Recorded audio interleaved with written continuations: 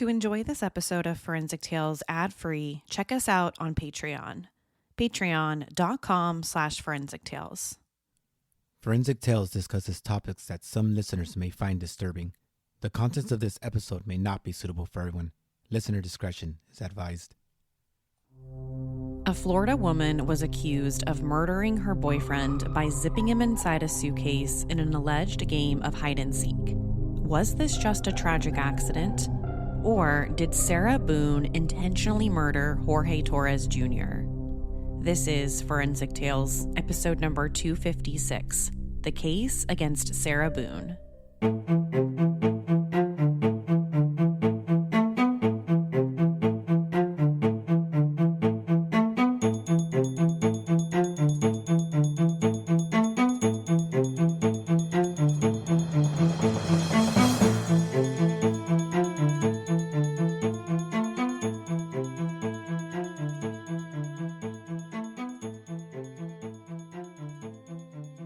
Hide and seek, a simple game we've probably all played as children.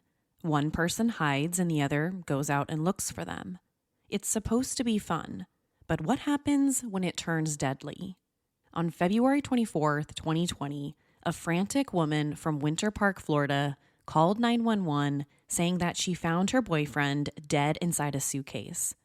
The caller was Sarah Boone, and the person trapped inside that locked suitcase was 42-year-old Jorge Torres Jr. Here are pieces of that 911 call. 911, what is the location of your emergency? 4748 France Court, apartment 3. 4748, what's the street name? France, Frantd. And the apartment number? 3. Is this a police or medical? My boyfriend is dead. Okay, send the line for the fire department. Do not hang up. All right, great. Now tell me exactly what happened there. My boyfriend and I were playing last night, and I put him in his case and we were playing. And like kind of hide and seek kind of thing. So I fell asleep, and I woke up, and he was dead in the suitcase. So I don't know what happened. I don't know what happened. Right, okay, what's the apartment number? 3. Apartment 3? Yes, like he has like blood coming out of his mouth, and I don't know if like he had like an aneurysm or what happened. Right, okay, all right, okay. Listen, we're getting help out there too. At around 1:00 p.m., the Orange County Sheriff's Office responded to Sarah and Jorge's apartment at 4748 France Lane, apartment 3 in Winter Park, Florida.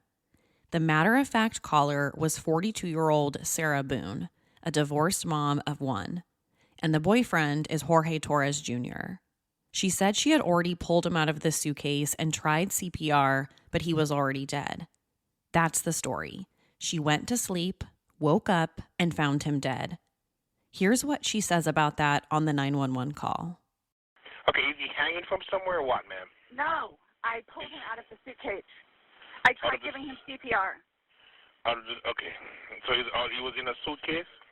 Yes, and I fell asleep. Okay, how old is the boyfriend, ma'am? 42-year-old male. All right. Okay, we're sending help out there. Sheriff's officer out there? Yes, I'm ma'am. sorry? Yeah, okay. All right, listen to me. Okay, I just need to confirm this. All right, I understand. I just need to confirm this. Is he awake at all? Is he conscious at all? No, he's purple. Is he breathing? No. All right. I need you to get him on the floor, flat on his back for me, okay? I did. I tried giving him CPR. All right. I tried giving him CPR. Yeah, okay. But nothing happened. He's purple. Okay, listen to me. There's a defibrillator available. I need you to get it for me, okay? What is it? You have an AED available? No. All right. Are you right by him now? I'm sorry? Are you right by him now? Yes. Okay. Lay him flat on his... Okay, ma'am, listen. So listen, is he cold and stiff? Yes. Okay. Well, he's not necessarily cold, but he's stiff. And Right, he's okay. purple. All right, listen to me. Listen to me. I want you to lay him flat on his back for me on the floor. I did. Removing the pillows. Okay. Yes, I did. All right, okay. He's stiff and purple. When the police first showed up at the apartment, Sarah met them out front. And just like the 911 call, she's pretty calm. She doesn't try to hide what happened. She just tells them the story like it's any other day. She led the police inside the apartment, and that's where they found Jorge. He was lying on the floor next to the suitcase. And just like Sarah had said on the 911 call, he was already dead. There was nothing else anyone could do. Rigor mortis had set in, and he had clearly died several hours before the time they got there. So once again, the police turned to Sarah to get her story. They needed to know everything that had happened, and this is what she had to say. As you can hear from the 911 call audio, Sarah says that she and her boyfriend were drinking wine the night before and started playing a game of hide and seek. She said they both thought it would be funny if they could see if Jorge could hide inside a blue suitcase that she had. He was only about 5'2" tall and weighed just over 100 pounds. So if any adult could fit inside of a suitcase, it would probably be someone like Jorge. She made it sound like this was both of their ideas, and they were just playing around with each other, completely innocent. After that, after Jorge gets himself in the suitcase and she zips it up, that's when she says she went upstairs and fell asleep. She makes it seem like she didn't actually mean to fall asleep. She just assumed that her boyfriend would be able to get out of the suitcase, go to bed on his own, just like she had done. But when she woke up the next morning and didn't find him, that's when she realized he was still stuck inside the suitcase, and that's when she called for help. According to Sarah Boone, the entire thing was a freak accident. They were drinking. They decided to play an innocent game of hide and seek. They both thought it would be funny to see if he could actually fit inside of the suitcase. She accidentally fell asleep, and he couldn't get out, and he must have suffocated or something. It was all just a bad game of hide and seek. She doesn't mention anything else. She didn't say they were fighting or anything like that, and just keep that small detail in mind for later on. Now, at first, the Orange County Sheriff's Office thought maybe she was telling the truth. Of course, they did think it was strange that a grown man would put himself inside of a suitcase if they were just playing an innocent game of hide and seek. And why would she go upstairs and go to bed knowing that he's still in there? You would think that if this was all just a game and they were having a good time with each other, that she would make sure that he got out okay and they would go to bed together. So to try and figure out if this was really just a freak accident, they asked to take a look at Sarah's cell phone, which she willingly gave over to the police right there at the scene. And that's when they found something interesting: 2 videos. According to forensic investigators with the Orange County Sheriff's Office, both of those videos on Sarah's cell phone were taken the night before, the night they were supposedly having fun, drinking wine, and just playing games. But when investigators watched the videos, they thought they told a much different story about what happened. Now, before we talk about what was on both of those videos, I just want to say that you can find both of them online. They're both on YouTube. But I've decided not to include the audio of these videos in this episode for a couple of reasons. One, they're very graphic and explicit. She swears multiple times in it, and I just don't feel comfortable with that. And then number 2, I'll be completely honest with you, they're both pretty disturbing.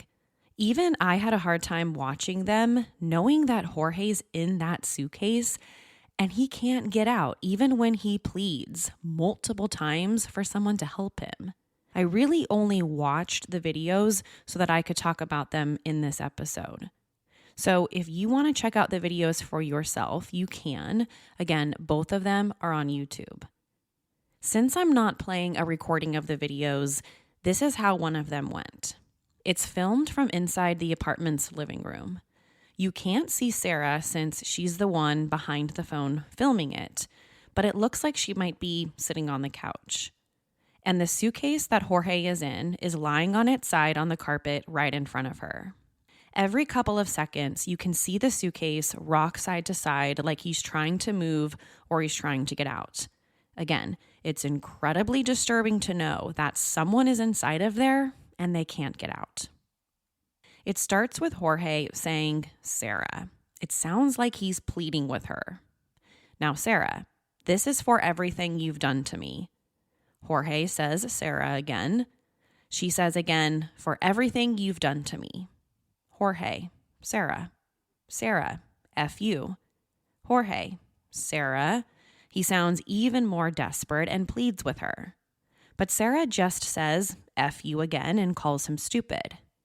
Now, you can't see Sarah's face, so it's hard to read her facial expressions here, but it almost sounds like she's starting to giggle at this point when she calls him stupid.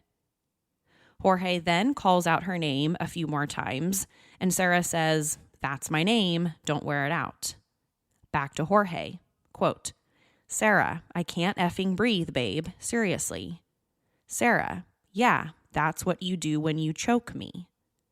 Jorge then says her name a few more times and starts to rock back and forth inside of the suitcase until Sarah giggles a little bit more and he says, "I can't breathe."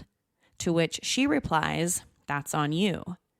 He says Sarah 2 more times, and then she says something back to him that I can't understand. Her words almost sound like they're starting to slur. Jorge again, quote, "Sarah, I can't breathe, babe." Sarah, "Oh, that's what I feel like when you cheat on me. You should probably shut the F up." He then says something I can't quite hear, and then Sarah starts to shush him until the video ends. The entire video is about 2 minutes long. Sometimes neither one of them is talking and it's completely silent. But throughout the entire video, Sarah has her camera fixed right on the suitcase containing Jorge. At times, it's hard to even imagine how someone could fit inside of it. It isn't exactly a huge suitcase. It looks like maybe the size of a standard carry-on bag that you would probably see on an airplane. So it's hard to imagine, it's hard to wrap your brain around that Jorge is stuffed inside there and he keeps saying that he can't breathe. So after the Orange County Sheriff's Office sees these videos, they start to wonder if something far more sinister happened here. Here he is, on video, begging Sarah to let him out because he says he can't breathe, and she won't do it. She giggles a few times. She says, "This is how it feels when he chokes her," or "This is how it feels when he cheats on her," but she never once goes over there to let him out of the suitcase. So were they actually just playing a game with one another? By the looks of these videos, probably not. The following day, the police brought Sarah Boone down to the police station to be questioned. At this point, they think this had to be something far worse than a game of hide and seek gone wrong. They started to think that maybe Sarah had intentionally locked Jorge inside that suitcase. They also wondered what kind of relationship they had and how they got to the point where Sarah calls him stupid and says everything that she says on these videos. In the video, Sarah accuses Jorge of choking her. So what exactly was going on between them? Was this maybe a domestic fight turned deadly? Well, based on several different police reports, Sarah and Jorge definitely had domestic issues during their 3-year relationship. Several criminal charges were filed against both of them in the months and weeks leading up to what happened. Sarah had been arrested and charged with battery by strangulation in July of 2018, and Jorge had been charged with battery 3 separate times in 2019, including an incident where Sarah said that he punched her in the head. But most of these incidents resulted in one of 2 ways. Either the criminal charges were dismissed because the other person didn't want to press any criminal charges, or Sarah herself would drive down to the jail, bail Jorge out herself with her own money, and then they would get back together again. So based on all of these police reports, we know at the very least they had a very rocky relationship. They both had been arrested for assaulting the other. I also want you to keep these domestic violence issues in the back of your mind because it's going to come into play a little bit later on. So just remember these details. But despite all of the previous fights between Jorge and Sarah, none of that answers the question about what really happened inside that Winter Park apartment. Was this an accident, or was this a domestic dispute turned deadly? Well, to try and get to the answer to all of that, let's get into the autopsy. When Jorge's body showed up for the autopsy, he was measured at only 62 inches tall and 103 pounds. So like I mentioned at the top of the episode, he was a very small guy, 5'2" tall and just barely over 100 pounds. That's really the only kind of person, besides a small child, who could actually fit inside of the suitcase that he was in. Again, it's like a carry-on bag. Also, if you're curious to see what the suitcase looked like, go online and check it out. I think that would give you a better idea of how all of this worked and exactly how small it is. Now, going back to the autopsy, the Orange County medical examiner who performed it listed his cause of death as positional asphyxia with environmental suffocation and his manner of death as homicide. So let's start with the cause of death first, positional asphyxia with environmental suffocation. Usually, asphyxia is just a general term that simply means a lack of oxygen. You might think of a hanging or suffocation, strangulation. But Jorge's case is a little different. It's a little unique, positional. Because of how his body was stuffed inside of that tiny suitcase, that position caused him not to be able to breathe. So he essentially suffocated because his body was in such a weird position that position caused him to suffer a lack of oxygen. Now, we've seen almost this same exact thing in another episode that we covered on the show, the death of Kendrick Johnson. In that case, Kendrick was found dead, stuffed inside a rolled-up gym mattress inside of his high school gym. And when it came to the cause of death in his situation, it was also listed as positional asphyxia. The way that he was stuffed inside of that rolled-up gym mat caused him to suffocate to death. Now, very similar to Jorge's case, right? Only difference is that we're talking about a suitcase here, not a rolled-up gym mat. Isn't that terrifying, though? Being trapped somewhere in a position where it causes you to suffocate to death? Well, that's exactly what the Orange County, Florida medical examiner said happened to Jorge. When it comes to the second part, with environmental suffocation, that just meant the medical examiner said there wasn't enough oxygen in the environment where Jorge was, the suitcase. He was stuck in an enclosed space without enough oxygen to keep him alive or sustain him. So now the next question. How exactly was Jorge positioned inside the suitcase to cause all of this? Well, the medical examiner couldn't say for sure. That's because when the police and the first responders got to the apartment, Sarah had already pulled him out of the suitcase. Remember, she was apparently on the phone with 911 performing CPR. So he wasn't inside of the suitcase anymore. And that means that we're not 100% sure exactly how he was stuffed in there. But here's what the medical examiner did say. He was probably in the fetal position with his head and neck flexed forward. So in other words, he was essentially in a human-shaped ball with his knees up to his chest or his head. That's really the only way that he could have fit in there. He was also most likely lying on his left side because that's where they saw the most lividity or the pooling of blood. Now, how long was he inside of there? Well, that's another question the medical examiner couldn't exactly figure out. But based on Sarah's story about playing hide and seek the night before, going to bed, and waking up the next morning to call 911, their best guess is that he was in there for about 11 hours. This time frame is also supported by what the medical examiner found at the autopsy. The first was skin slippage. After death, the top layer of our skin separates from the layers below, causing them to slip off our bodies. It's just one of the many natural processes our bodies go through after death. And in Jorge's case, the medical examiner thought that the amount of skin slippage was consistent with him being in there for about 11 hours. The second was rigor mortis, another natural process that our bodies go through after death. The post-mortem stiffening of his muscles was also consistent with this 11-hour time frame. Now, another thing the ME wasn't able to determine was how long it took for Jorge to die. Yes, he was probably inside of the suitcase for about 11 hours, but how long did it take him to actually suffocate to death?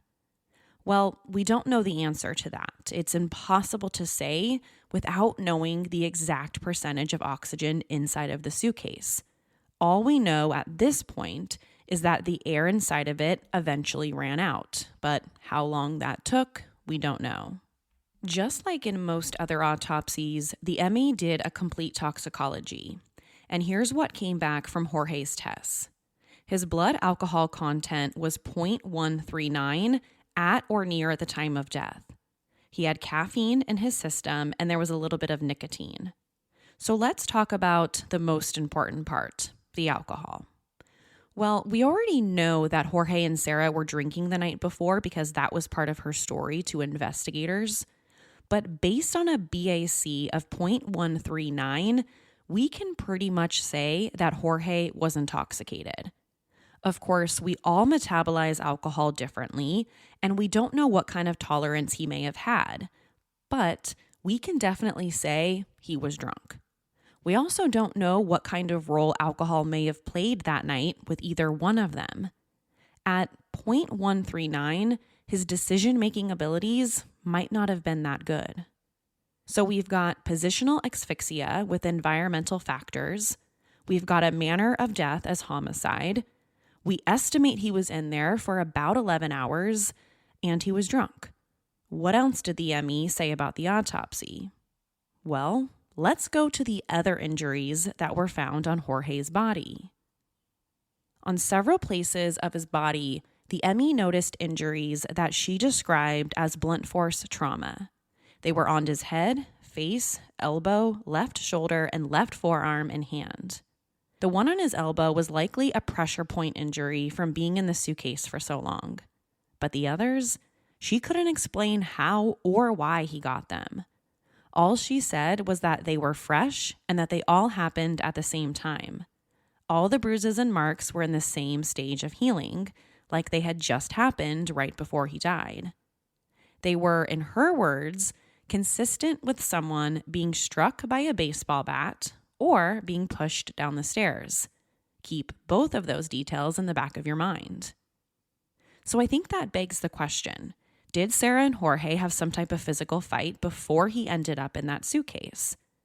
If all those blunt force trauma injuries were fresh and they all happened at around the same time, was it possible that they fought right before he died and that's when he got those injuries? If you think the answer to that is yes, then you'd probably be on the same side as the Orange County Sheriff's Office. After 24 hours after Sarah initially called 911, she was arrested on murder charges. The police had the ME's report that said Jorge was the victim of a homicide, and there was no way they believed her story about this being a case of a game of hide and seek gone wrong. They also had another key piece of evidence, the 2 videos taken from Sarah's cell phone that night showing her taunting and laughing at him because he couldn't breathe. That didn't look like they were just playing an innocent game together. So Sarah Boone was arrested and charged with second-degree murder. But that's definitely not the end of this story or the last we'll hear from Sarah Boone. Before Sarah called 911 that day, she made another phone call. As soon as she saw that her boyfriend was dead, she called her ex-husband, who lived a few minutes away in another Winter Park apartment complex. She told him what happened, and he was the one who told her, hey, you need to call the police here, so she eventually did. In the police reports, the officers wrote that Jorge had a small laceration on his lip, and there was bruising around one of his eyes like he had just been in a fight. So they asked Sarah if they had gotten into an argument or a fight earlier that night, and she initially denied it, and she even voluntarily turned over her cell phone to them so that they could take a look at it. When the police asked her about the 2 videos they found on the cell phone, she said she didn't remember taking them. She also admitted to them that, yes, these videos do look pretty bad, but she still claimed that she didn't remember taking them. After that, 3 years passed while Sarah awaited trial. Her first trial date was scheduled for January 30th, 2023, but that was delayed after her defense attorney contracted COVID-19. But at the court hearing to schedule another start date, Sarah's attorneys mentioned something else. They talked about the battered spouse defense. This was the first time that anyone on the defense team had mentioned the idea that Sarah may have intentionally killed Jorge because she was the victim of domestic violence. Now, this wouldn't be the only delay, because after that, her trial date kept getting pushed back and pushed back. The next delay was in July of 2023.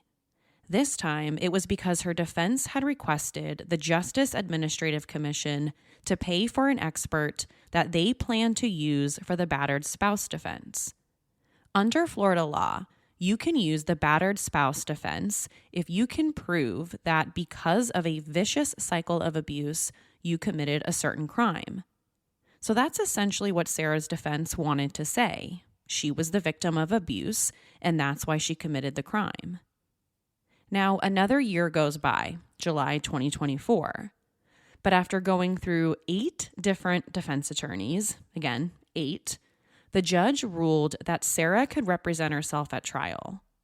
In an article for Newsweek, Orange County Circuit Court Judge Michael Kranick was quoted as saying, quote, "It has become apparent to the court that the defendant will not permit herself to be represented by anyone," end quote. Patricia Cashman, her latest attorney at the time, was granted a motion to withdraw as her attorney, citing irreconcilable differences, the same issue her previous 7 attorneys also had.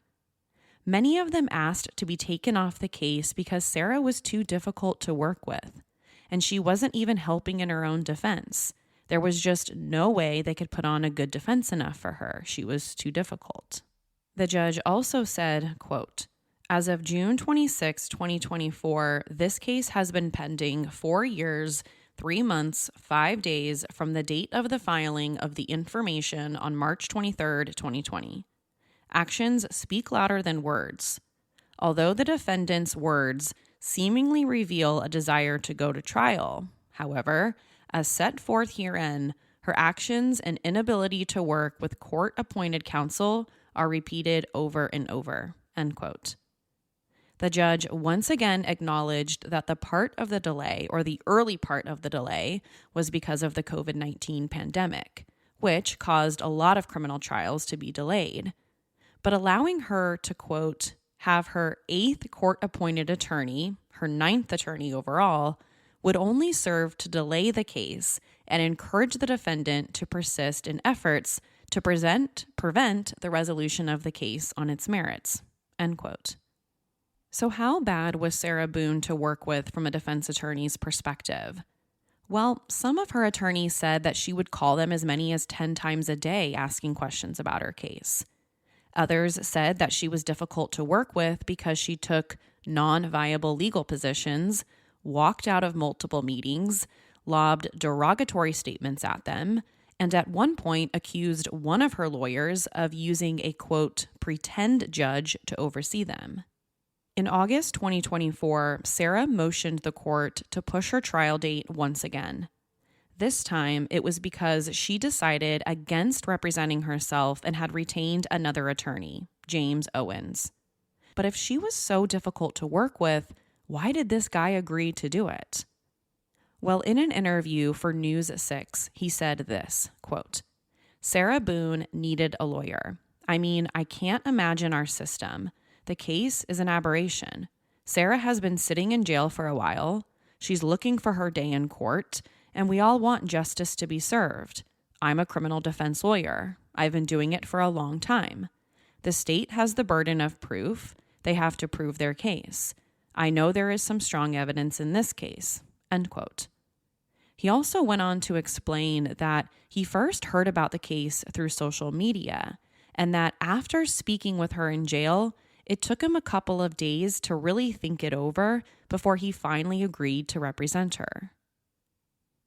At this same court hearing, Sarah also filed another motion asking the court to dismiss her case, arguing that her Sixth Amendment right, the right for a criminal defendant to have a speedy trial, had been violated. But that motion was denied. So was her motion to use the battered spouse defense. According to her new attorney, Jorge's death was the result of, quote, years of physical and psychological abuse she sustained at the hands of the alleged victim, end quote. Her defense said they had at least 6 experts, witnesses, including a doctor who would testify to the abuse allegations. But all of that was denied. Sarah Boone wouldn't be allowed to use the battered spouse defense at trial. Right before the start of the trial, prosecutors offered Sarah a plea deal. If she agreed to manslaughter, they would decrease her potential sentence to 15 years instead of a minimum of 22 years for second-degree murder. But Sarah rejected the deal. She wouldn't take it. She wanted her day in court. Friday, October 18th, 2024. Finally, day 1 of the trial. The prosecution's case was that this was murder. Sarah and Jorge had a rocky relationship, and she intentionally let him suffocate to death inside of that suitcase. And the defense's case was that this was self-defense. Sarah had been the victim of domestic violence for their entire 3-year relationship, and this was simply a case of self-defense. Sarah's defense attorney told the jury that both she and Jorge suffered from alcohol abuse, and most of their fights centered around drinking, exactly what they were doing the night that Jorge died. They claimed that when Jorge drank too much, he became violent. He would either physically abuse Sarah or force her to have sex with him. This went on for pretty much their entire 3-year relationship. When it came to the defense's claim about why Sarah didn't immediately let him out of the suitcase, this is what they had to say. Her attorney argued that yes, they're physically the same size, but he's much stronger than her.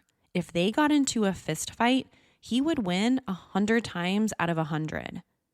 But when he's inside that suitcase, he has to sit down and listen to everything that she has to say. So when she said things like, "This is what it feels like when you cheat on me," or "This is what it feels like when you choke me," that was Sarah's opportunity to let him have it. And there was nothing that he could do about it because he was trapped inside the suitcase. They also claimed that the prosecutor's argument that Sarah wanted Jorge to die was simply not true. They said she loved him but hated the abuse. She couldn't leave him because every single time that she did kick him out of the apartment, which was like 6 or 7 times, he would always come back around. She also didn't have any family or any support systems, so she would always take him back when he came back around. In their own words, Sarah was, quote, weak and vulnerable. 3 days in, Sarah took the stand. I think in a lot of cases involving a self-defense claim, the defendant has to take the stand to testify. The jury just wants to hear directly from them, so that's exactly what she did. And what she had to say surprised every single person on that jury. She started by telling the jury exactly what she had said before. They were drinking and decided to play a game of hide and seek. She said that during the game, she ran upstairs to hide in one of the showers, but Jorge never came to look for her. So after waiting in the bathroom for what she described as quite a while, she said she decided to go back downstairs to, quote, start wrapping up the evening because she was ready to go to bed. But when she got downstairs, she said that's when she saw Jorge trying to squeeze himself inside the suitcase. She said, quote, he was trying to get himself flat so I couldn't see that he was in there. So she went over there and zipped it up for him, saying that it was both of their ideas and they both thought it would be funny to see if he could actually fit. She said, quote, "From there, we were laughing about it, and it was just strange that he was small enough to fit in there. And then I kind of moved it around a bit with him in the suitcase still. It was still funny that he was in the suitcase. I think he and I couldn't believe that he could fit.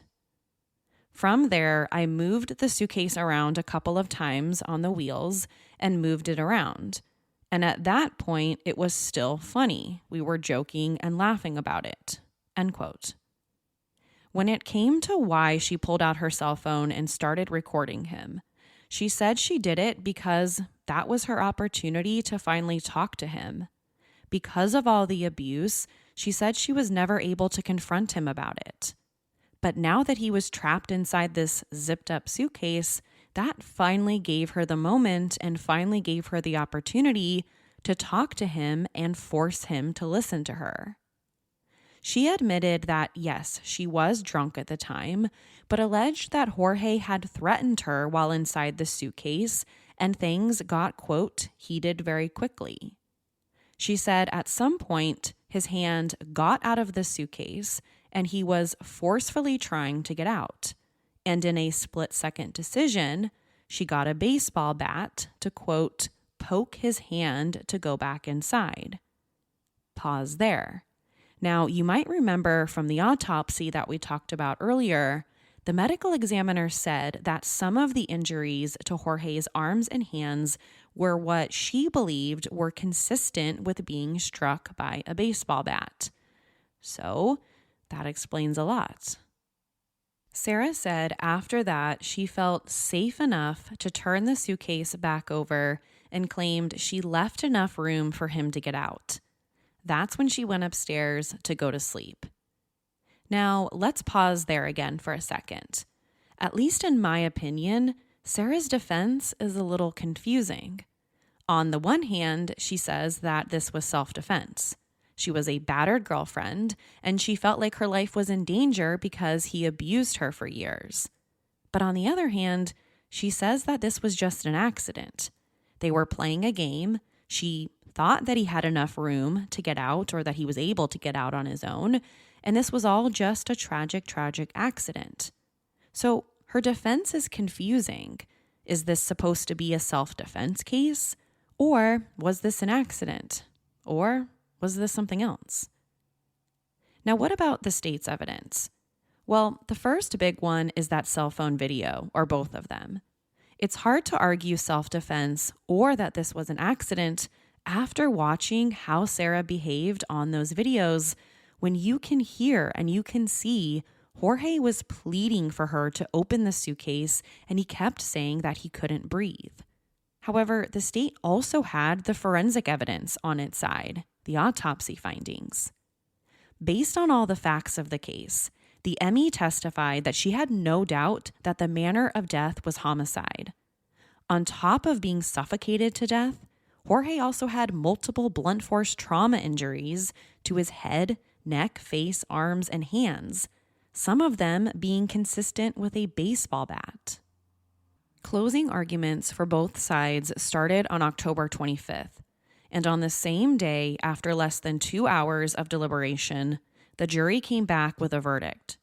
They found Sarah guilty of second-degree murder. They didn't believe her self-defense story or that this was a game. They believed the forensic evidence from the autopsy. Jorge had blunt force trauma injuries, and he suffocated to death inside that suitcase because she wouldn't let him out. They also didn't believe her claims of battered spouse syndrome. Since this is a very recent case, Sarah Boone hasn't been sentenced yet. Her next court date is scheduled for December 2nd of this year, so we'll have to wait and see what kind of sentence that she'll get for that second-degree murder conviction. We'll also have to wait and see if she appeals or not. But at the very least, she faces a minimum of 22 years behind bars. If she would have just taken that plea deal, she could have been sentenced to just 12. So now it's your turn. Is Sarah Boone guilty of murder? Did she intentionally leave her boyfriend in that locked suitcase to die? Or Was she a long-time victim of domestic violence, and the only way to save herself was to leave him in that bag? Or was this really a game of hide and seek gone wrong? What does the forensic evidence found at the autopsy and the cell phone evidence mean to you? To share your thoughts on this week's episode, follow the show on Instagram and Facebook. To find out what I think about the case, sign up to become a patron at patreon.com/forensictales. After each episode, I release a bonus episode sharing my personal thoughts. Don't forget to subscribe to Forensic Tales so you don't miss an episode. We release a new episode every Monday. If you love the show, consider leaving us a positive review. You can also help support the show through Patreon. Thank you so much for joining me this week. Please join me next week. Until then, remember, not all stories have happy endings. Forensic Tales is a Rockefeller audio production. The show is written and produced by me, Courtney Fretwell. For a small monthly contribution, you can help create new compelling cases for the show, help fund research, and assist with production and editing costs. For supporting the show, you'll become one of the first to listen to new ad-free episodes and gain access to exclusive content. To learn more, please visit patreon.com/forensictales. Forensic Tales is a podcast made possible by our Patreon producers: Tony A., Christine B., Sherry A., Michael D., Nicola, Jerry M., Megan G., Ureli, Jerry, Ann F., Carol A., Shannon D., Marianne C., Lois B., Lynn H., Ashley S., Alice B., Danielle D., and Savannah. If you'd like to become a producer of this show, head over to our Patreon page or send me an email at courtney@forensictales.com. For a complete list of sources used in this episode, please visit forensictales.com. Thank you for listening. I'll see you next week. Until then, remember, not all stories have happy endings.